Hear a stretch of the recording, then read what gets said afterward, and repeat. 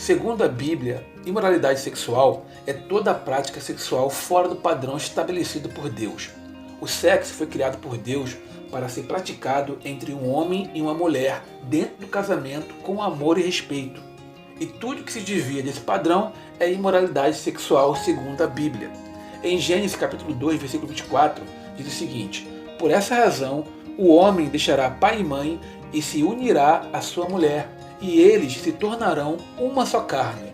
O sexo é uma ação muito íntima que pode ter fortes efeitos na vida de um casal. E por isso, o ato sexual precisa ser feito dentro de um ambiente de segurança, compromisso e amor. E sendo uma prática sexual fora do padrão estabelecido por Deus, a imoralidade sexual é pecado. Vejamos algumas formas de imoralidade sexual descritas na Bíblia. Adultério, relação sexual fora do casamento ou com alguém casado. Em Levítico capítulo 18, versículo 20 diz o seguinte: não se deite com a mulher do seu próximo, contaminando-se com ela. Em Provérbios capítulo 6, versículo 32, está escrito assim: mas o homem que comete adultério não tem juízo. Todo aquele que assim procede, a si mesmo se destrói. Fornicação, relação sexual antes do casamento. Em Êxodo capítulo 22, versículo 16, diz assim: se um homem seduzir uma virgem que ainda não tem um compromisso de casamento e deitar-se com ela, terá que pagar o preço do seu dote, e ela será sua mulher. Em 1 Tessalonicenses capítulo 4, versículo 3, está escrito: a vontade de Deus é que vocês sejam santificados, abstenham-se da imoralidade sexual. Prostituição, relação sexual em troca de benefício pessoal ou valor financeiro.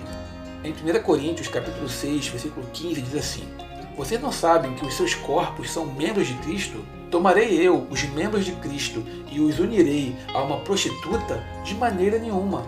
E em Hebreus capítulo 13, versículo 4, está escrito assim: o casamento deve ser honrado por todos, o leito conjugal conservado puro, pois Deus julgará os imorais e os adúlteros. Estupro, relação sexual sem o consentimento da outra pessoa. Em Colossenses capítulo 3, versículo 19, diz assim: maridos, ame cada um a sua mulher, e não a tratem com amargura.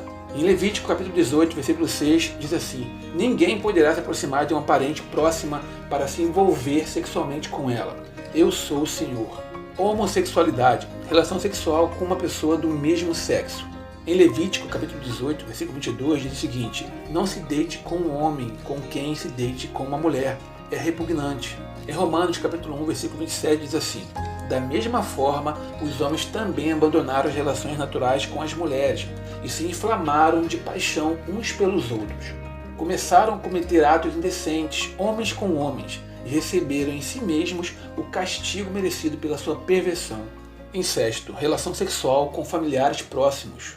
Em Levítico capítulo 18, versículo 7, diz o seguinte: não desonre seu pai, envolvendo-se sexualmente com sua mãe. Ela é sua mãe. Não se envolva sexualmente com ela. Não se envolva sexualmente com a mulher do seu pai. Isso desonraria seu pai. Não se envolva sexualmente com sua irmã, filha de seu pai ou da sua mãe. Tenha ela nascido na mesma casa ou em outro lugar. Não se envolva sexualmente com a filha do seu filho ou com a filha da sua filha. Isso desonraria você. Bestialidade, relação sexual com os animais.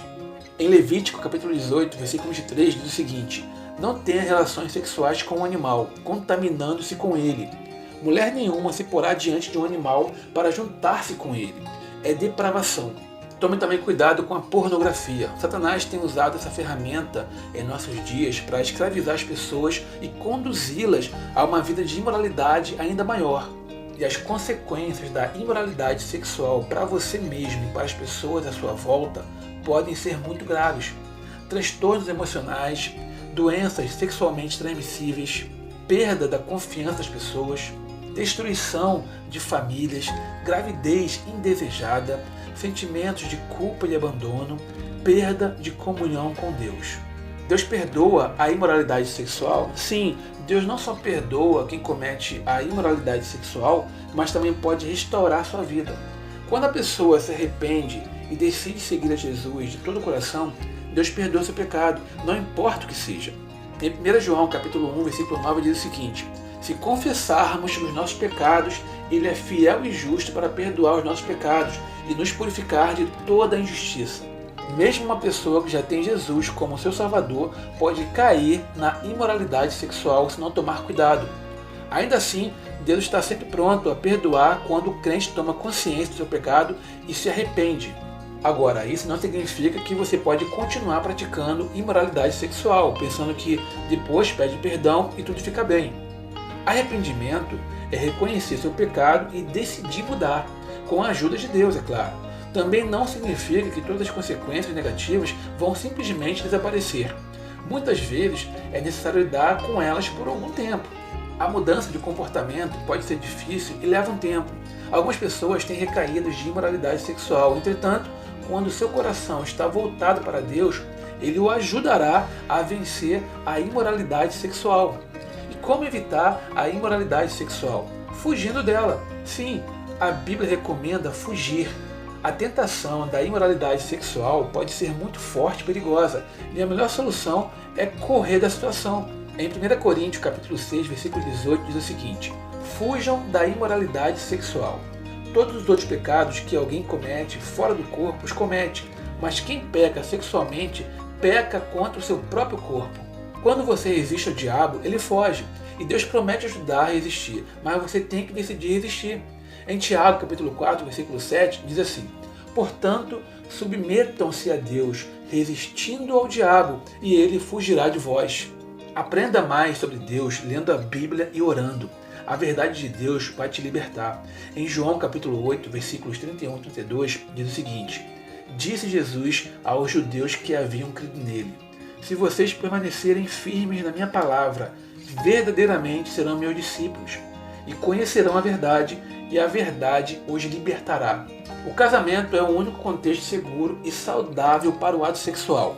No entanto, tenha cuidado. O casamento é um compromisso muito sério, que vai muito além da satisfação do desejo sexual. Se inscreva no nosso canal e ative o sininho para você ser avisado toda vez que tiver vídeo novo por aqui. Acreditamos que mais pessoas possam ser alcançadas através de você. Obrigado e fique com Deus.